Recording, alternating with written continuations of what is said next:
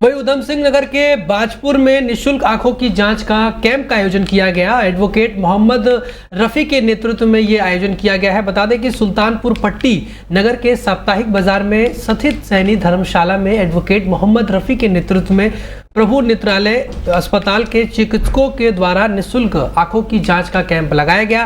Camp में आने वाले लोगों की दवाइयां भी मुफ्त में दी गई हैं। डॉक्टर गौरव दत्त ने बताया कि कैंप में आए लगभग 65 मरीज देखे गए हैं। आंखों का ऑपरेशन के लिए 20 मरीजों को भर्ती भी किया गया है। अस्पतालों में मरीजों के आने जाने की सुविधा डॉक्टरों के द्वारा की जाएगी। इस तरह के मुफ्त कैंप आगे भी लगाए जाते रहेंगे। उन्होंने मरीजों को आंखों की बीमारी और उससे बचने के बारे में भी बताया।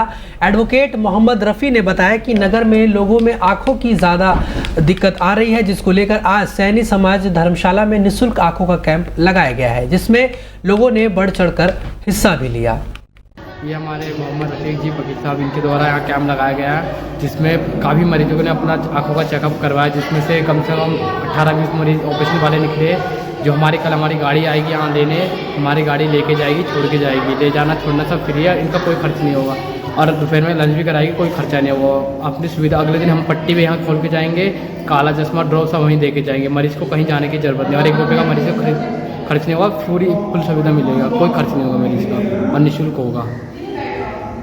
18 मरीजों का ऑपरेशन होने के लिए जा रहा है और प्रभु नेत्रालय के जो डॉक्टर साहब हैं उन्होंने हमें बताया कि यहाँ पर मरीजों को ले जाने के लिए, लाने के लिए जो भी सुविधा है वो हमारे द्वारा रहेगी और आयुष्मान कार्ड द्वारा इसका लाभ दिया जाएगा। यहीं पर उनको छोड़ के जाया जाएगा, यहीं से उनको लेके जाया जाएगा। आज सुल्तान पट्टी में, टांडा बंजारा में इस धर्मशाला के अंदर हमारा कैंप लगा और काफ़ी लोगों ने, हमारे यहाँ के सुल्तान पट्टी वासियों ने इसका लाभ लिया। और मैं ऐसी प्रभु नेत्रालय को इस तरीके से कभी भी आगे करेंगे तो भविष्य में हम इनका सहयोग करेंगे और इस तरीके से हमारे सुल्तान पट्टी के मरीजों को आप समय समय पर देखते रहिएगा। वही मसूरी में हर घर तिरंगा कार्यक्रम को लेकर मसूरी के एक होटल के सभागार में बैठक का आयोजन किया गया। बैठक में बीजेपी जिला महामंत्री संकेत नोटियाल और मसूरी बीजेपी प्रभारी रतन सिंह चौहान ने बताया कि बीजेपी के केंद्रीय नेतृत्व प्रधानमंत्री नरेंद्र मोदी जी के द्वारा 15 अगस्त स्वतंत्रता दिवस के उपलक्ष्य में हर घर तिरंगा कार्यक्रम का आह्वान किया गया है। इस कार्यक्रम के माध्यम से प्रत्येक घर में तिरंगा लगाया जाना है, जिसको लेकर बीजेपी के सभी कार्यकर्ता बढ़ चढ़ के इसमें हिस्सा ले रहे हैं। उन्होंने बताया कि हर घर तिरंगा कार्यक्रम देश के सम्मान में और राष्ट्रीय पर्व के रूप में मनाया जाएगा। हर घर तिरंगा के कार्यक्रम में युवा मोर्चा के द्वारा 13 अगस्त को मसूरी में तिरंगा यात्रा निकालेगी। उन्होंने कहा कि घर घर तिरंगा पूरे देश भर में बड़े ही हर्षोल्लास के साथ मनाया जाएगा। उन्होंने बताया कि 11 अगस्त से 13 अगस्त तक तिरंगा वितरण का कार्यक्रम रहेगा। 13 अगस्त को प्रत्येक शक्ति केंद्र के प्रत्येक बूथ पर कार्यकर्ताओं के द्वारा हर घर पर तिरंगा फहराने का काम किया जाएगा। 12 अगस्त से 14 अगस्त को महापुरुषों की प्रतिमाओं पर स्वच्छता कार्यक्रम किए जाएंगे। उन्होंने कहा कि सभी कार्यकर्ताओं के द्वारा युवा मोर्चा का सहयोग करते हुए तिरंगा यात्रा को भव्य यात्रा के रूप में देश को समर्पित करते हुए आगे बढ़ाया जाएगा। उन्होंने बताया कि 16 अगस्त को पूर्व प्रधानमंत्री अटल बिहारी वाजपेयी की पुण्यतिथि को भी बूथ स्तर पर मनाया जाएगा। अटल जी के चित्र पर पुष्पांजलि अर्पित कर उनको याद किया जाएगा और उनके पच्छिनों पर चलने का आह्वान कार्यकर्ताओं से किया जाना है।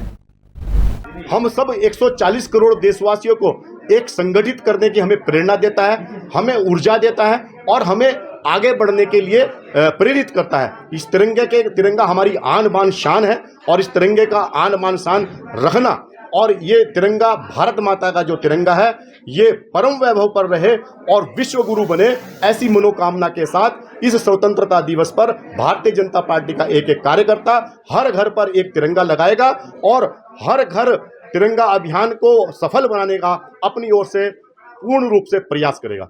मसूरी मंडल में एक रैली भी यहाँ पर आयोजित की जा रही है ताकि प्रत्येक जनमानस अपनी स्वतंत्रता दिवस की जो खुशी है उसमें व्यक्त कर सके और उसकी तैयारी को लेकर के आज ये बैठक आयोजित की गई है। अटल जी की जो श्रद्धेय अटल बिहारी वाजपेयी जी है, हम सभी जानते हैं कि भारतीय जनता पार्टी और देश के विकास में उनका जो योगदान है वो कितना अमूल्य है। उनको याद करते हुए भारतीय जनता पार्टी उनके जो पुण्यतिथि है उसको लेकर के प्रत्येक बूथ स्तर तक हम उनके पुष्पांजलि का कार्यक्रम, अपनी गोष्ठी का कार्यक्रम उनकी श्रद्धांजलि के रूप में करने वाले हैं। वहीं रामनगर में स्कूटी और बोलेरो वाहन की जोरदार टक्कर हो गई है। हादसे में स्कूटी सवार युवक की दर्दनाक मौत हो गई है। बता दें कि शनिवार की दोपहर रामनगर और हल्द्वानी मार्ग के छोई के समीप एक बोलेरो वाहन और स्कूटी की जोरदार भिड़ंत हुई। स्कूटी सवार में एक युवक की दर्दनाक मौत हो गई है। बताया जा रहा है कि घटना में शामिल बोलेरो वाहन एक पुलिस अधिकारी का बताया जा रहा है। वहीं मौके पर मौजूद लोगों का कहना है कि बोलेरो वाहन की रफ्तार इतनी तेज थी कि उसके एयरबैग तक खुल गए। आपको बता दें कि रामनगर की मोहल्ला इंदिरा कॉलोनी निवासी 19 वर्षीय अर्पित पवार मोहल्ला खताड़ी निवासी वसीम के साथ बैल पड़ाव से वापस स्कूटी से रामनगर की ओर आ रहे थे। इसी बीच छोई के समीप एक बोलेरो वाहन से स्कूटी की भिड़ंत हो गई, जिसमें दोनों स्कूटी सवार गंभीर रूप से घायल हो गए, जिन्हें रामनगर के सरकारी अस्पताल उपचार के लिए लाया गया, जहां चिकित्सकों ने अर्पित पवार को मृत घोषित कर दिया, जबकि गंभीर रूप से घायल वसीम को प्राथमिक उपचार के बाद हायर सेंटर रेफर कर दिया गया है। बताया जा रहा है कि वसीम मृतक अर्पित के यहाँ मकान में टाइल्स लगाने का काम कर रहा था तथा आज यह दोनों टाइल्स लेने के लिए बैलपड़ाव गए थे। वहीं मृतक के परिजनों ने आरोप लगाया कि बोलेरो वाहन में जो पुलिस कर्मी तैनात थे वह शराब के नशे में थे और स्थानीय पुलिस द्वारा इन पुलिस कर्मियों का मेडिकल भी नहीं कराया गया, जिसको लेकर परिजनों ने अस्पताल पहुंचे पुलिस के सामने जमकर हंगामा करते हुए बोलेरो वाहन में सवार पुलिस कर्मियों का मेडिकल कराने के साथ ही कार्रवाई करने की मांग की है। फिलहाल मौके पर खबर भेजे जाने तक फिलहाल आपको बता दें कि अभी भी हंगामा जारी था। आपका नाम? मेरा नाम गौतम पवार है और मेरा भाई और वो हमारे घर में टाइल लगाने वाले मिस्त्री वहाँ बैल पड़ा और टाइल देखने के लिए गए थे और उनके लौटने के दौरान उनका एक्सीडेंट हुआ है। सीओ की गाड़ी से बताया जा रहा है और उसका फुल प्रूफ भी है, वीडियो भी है और अभी तक पुलिस वालों के द्वारा इधर कोई भी एक्शन नहीं लिया है। हाँ, शराब पिए हुए थे पुलिस वाले दोनों के दोनों, और जो ड्राइवर थे वो भी और जो बैठे थे वो भी। गाड़ी इतनी तेज थी कि एयरबैग भी खुल गए और स्कूटी के बिल्कुल टुकड़े हो रखे। वहीं देहरादून जिलों में भारी बारिश को लेकर अलर्ट जारी किया गया है। बागेश्वर में भी भारी बारिश की संभावना जताई गई है। मौसम विभाग ने रविवार को प्रदेश भर के 10 जिलों में भारी बारिश का अलर्ट जारी किया है। मौसम विभाग के निदेशक डॉक्टर विक्रम सिंह ने बताया कि चमोली और बागेश्वर में भारी बारिश से की आशंका जताई है। वहीं उत्तरकाशी, रुद्रप्रयाग, देहरादून, टिहरी, पौड़ी, नैनीताल, चंपावत और पिथौरागढ़ में भी कहीं कहीं भारी बारिश होने की संभावना है। इसके अलावा अन्य जिलों में गर्जना के साथ ही आकाशीय बिजली चमकने की भी आशंका जताई है। इस दौरान उन्होंने लोगों से विशेष सावधानी बरतने की अपील की है। कहीं जो लोग आवागमन कर रहे हैं वो बहुत सावधानी रखें।